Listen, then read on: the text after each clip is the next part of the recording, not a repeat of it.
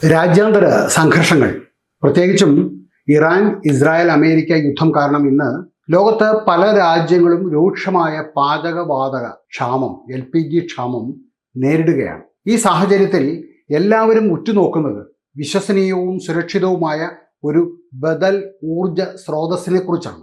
ഇവിടെയാണ് പൂനെയിലെ national chemical laboratory NCL ശാസ്ത്ര ലോകത്തിന് ഒരു വലിയ പ്രതീക്ഷ നൽകുന്നത്.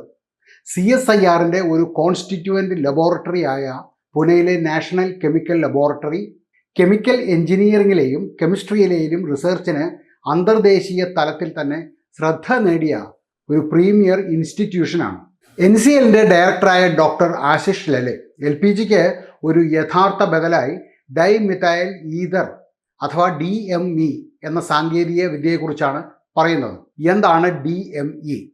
മെഥനോൾ എന്ന അസംസ്കൃത വസ്തുവിൽ നിന്ന് NCL വികസിപ്പിച്ചെടുത്ത ഒരു പ്രത്യേക കാറ്റലിസ്റ്റ്, ഒരു ഉൽപ്രേരകമുണ്ട്. അത് ഉപയോഗിച്ചാണ് DME നിർമ്മിക്കുന്നത്. ഈ കാറ്റലിസ്റ്റ് 100% ശുദ്ധമായ DME ഉൽപ്പാദിപ്പിക്കുവാൻ സഹായിക്കുന്നു. അതാണ് ഈ സാങ്കേതിക വിദ്യയുടെ വലിയൊരു പ്രത്യേകത. LPGയെ പോലെ 7 ബാർ മർദ്ദത്തിൽ DMEയെയും ദ്രാവക രൂപത്തിലാക്കുവാൻ സാധിക്കും. അതുകൊണ്ട് നിലവിലുള്ള LPG സിലിണ്ടറുകളിൽ ഇത് നിറയ്ക്കുവാനും LPG അടുപ്പുകളിൽ ചെറിയ മാറ്റങ്ങളോടെ ഇത് ഉപയോഗിക്കുവാനും സാധിക്കുന്നു. NCL ने एक टेक्नोलॉजी का विकसन किया है जो मेथनॉल से डाईमिथाइल ईथर नामक एक ईंधन बनाता है, जो कि एक क्लीन फ्यूल है. उसकी जो प्रॉपर्टीज़ है वो LPG से मिलती जुलती है. इसका मतलब यह है कि अगर आप उसे 7 बार तक प्रेशराइज करेंगे तो वो लिक्विफाई हो जाता है, उसका द्रव रूप में परिवर्तन होता है, जैसे वही जो LPG के लिए भी होता है. इसीलिए डाईमिथाइल ईथर हम LPG के साथ मिक्स कर सकते हैं और उसी सिलेंडर में हम उसको मिक्स करके एक क्लीन ईंधन के जरिए उसको फ्यूल के जरिए हम पहुंचा सकते हैं घर घर में. എന്തുകൊണ്ട് DME ഒരു മികച്ച ബദലാണ്? DME പൂർണ്ണമായും രാജ്യത്തിനകത്ത് ഉൽപ്പാദിപ്പിക്കുവാൻ സാധിക്കും. ഇത് ഇറക്കുമതിയെ ആശ്രയിക്കുന്നത് കുറയ്ക്കുകയും ആഗോള പ്രതിസന്ധി ഘട്ടങ്ങളിൽ നിന്നുള്ള സ്വാധീനം നമ്മളെ സംബന്ധിച്ചിടത്തോളം ലഘൂകരിക്കുകയും ചെയ്യും. വലിയ തോതിൽ ഉൽപ്പാദിപ്പിക്കുമ്പോൾ DMEയുടെ നിർമ്മാണ ചെലവ് LPGയേക്കാൾ 15 മുതൽ 20% വരെ കുറവാണ് എന്നാണ് പഠനങ്ങൾ പറയുന്നത്. ഇത് സാധാരണക്കാർക്ക് വലിയ ആശ്വാസമാകും. DME ഒരു ക്ലീനർ ഫ്യൂവലാണ്. ഇത് വളരെ കുറഞ്ഞ അളവിൽ കാർബൺ കണികകൾ, സൂട്ട്, അതുപോലെ നൈട്രസ് ഓക്സൈഡുകൾ, സൾഫർ ഓക്സൈഡുകൾ എന്നിവ പുറത്തു വിടുകയുള്ളൂ. LPGയോടൊപ്പം ചേർത്ത് ഉപയോഗിക്കുമ്പോൾ പോലും ഇത് അന്തരീക്ഷ മലിനീകരണം കുറയ്ക്കുവാൻ സഹായിക്കും. DME യഥാർത്ഥത്തിൽ വളരെ ശുദ്ധമായ ഒരു ഇന്ധനമാണ് 100%. ഇത് നിലവിലുള്ള സംവിധാനങ്ങളിൽ ഉപയോഗിക്കുവാൻ സാധിക്കുമോ?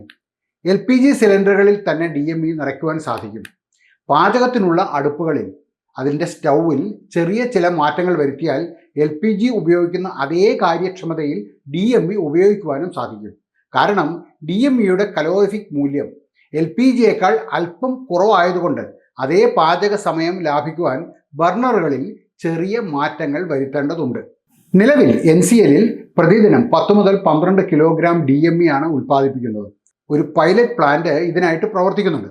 ഇതിലും വലിയ പ്രതിദിനം 250 കിലോഗ്രാം DME ഉൽപ്പാദിപ്പിക്കാൻ കഴിയുന്ന ഒരു പ്ലാന്റ് വ്യാവസായിക പങ്കാളികളുമായിട്ട് ചേർന്ന് മുംബൈക്കടുത്ത് സ്ഥാപിച്ചു വരികയാണ്.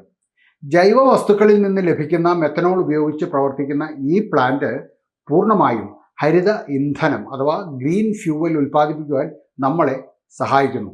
എങ്ങനെയാണ് DME ഭാവിയുടെ പ്രതീക്ഷയാകുന്നത്?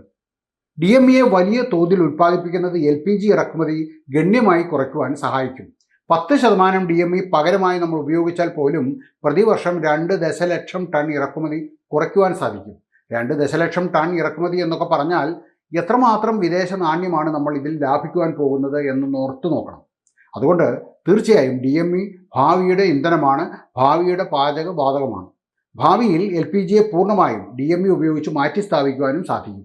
ഇത് ഒറ്റ രാത്രി കൊണ്ട് സംഭവിക്കുന്ന ഒന്നല്ലെങ്കിലും ഈ സാങ്കേതിക വിദ്യ ഇന്ത്യയെ പാചകവാതക ക്ഷാമത്തിൽ നിന്ന് മോചിപ്പിക്കുവാനും ആത്മനിർഭരതയിലേക്ക് നയിക്കുവാനും വളരെയധികം സഹായിക്കും. ഈ വീഡിയോ നിങ്ങൾക്ക് ഇഷ്ടമായിട്ടുണ്ടെങ്കിൽ മറ്റുള്ളവർ കൂടി ഒന്ന് ഷെയർ ചെയ്ത് കൊടുക്കുക. വീഡിയോ കണ്ട എല്ലാവർക്കും നന്ദി. നമസ്കാരം.